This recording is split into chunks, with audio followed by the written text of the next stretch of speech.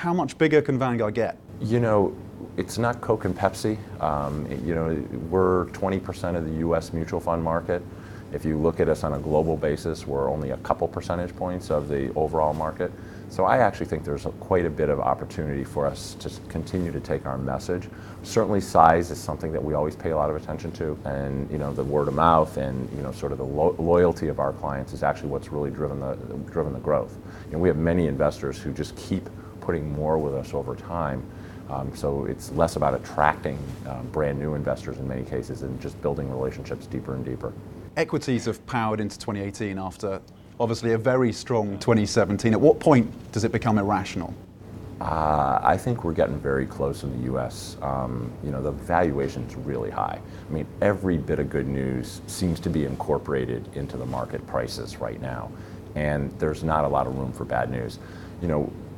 For the first time since 2007, we're actually looking at a situation where a balanced portfolio, 60-40 stock bond, might outperform an overall equity portfolio over 10 years. Because what we do know is, no one can predict what's going to happen in the next 12 months. Having just said that, I'm sure the equity market will continue to skyrocket for the next few months, but where we sit right now, we would expect the next decade to actually be very modest on the equity side in the U.S., a little less so in Europe and a little less so in Asia, but it's still overall lower than long-term historical averages. How do you think the markets are going to digest the expected Fed rate hikes?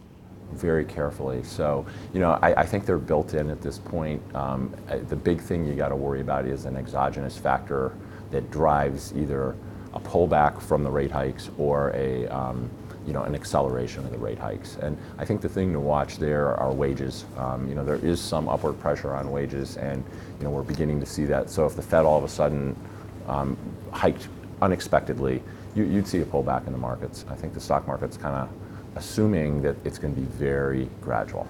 In terms of the tax cuts that we've seen in the US, how are those cuts starting to play out now for corporates? How are they going to be spending that cash? So there's a lot of debate going on right now, and it's probably too soon to see, but certainly we've seen companies doing some hiring.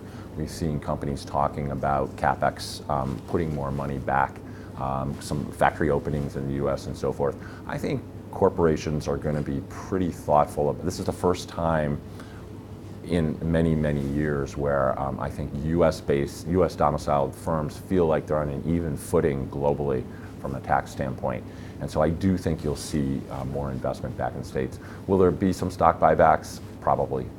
But my guess is you're going to see some potential investment that could drive productivity up, which would be great. What are your views on what we're seeing in terms of cryptocurrencies? So, I think the blockchain technology that underlies cryptocurrencies is one of the most exciting developments in technology. And I think there's all kinds of potential uses of it and applications that we're just beginning to talk about. The cryptocurrency trading that's going on actually worries me a little bit. I think there's a lot of leverage. I think there's a lot of speculation. And, if an old investor told me very early in my career, if something seems too good to be true, it probably is. Does it pose a systemic risk at this point? I don't think it's systemic, but I think it's a strong idiosyncratic risk.